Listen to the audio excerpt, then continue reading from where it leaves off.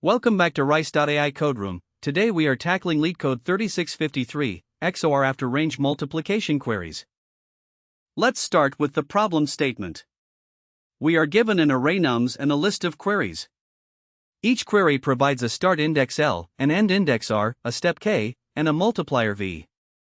We multiply the elements in that range by V, modulo 10 to the power of 9 plus 7. Finally, we return the bitwise XOR sum of all elements. Our thought process is straightforward.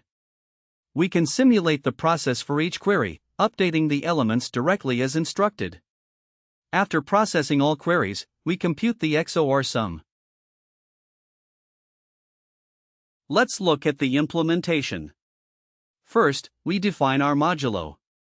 Then, we iterate through each query, extracting L, R, K, and V.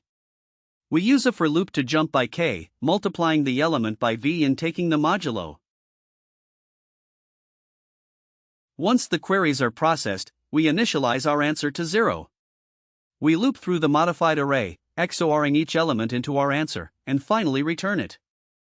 For the complexity analysis, the time complexity is O of n plus q times n over k, as we might iterate over a fraction of the array for each query.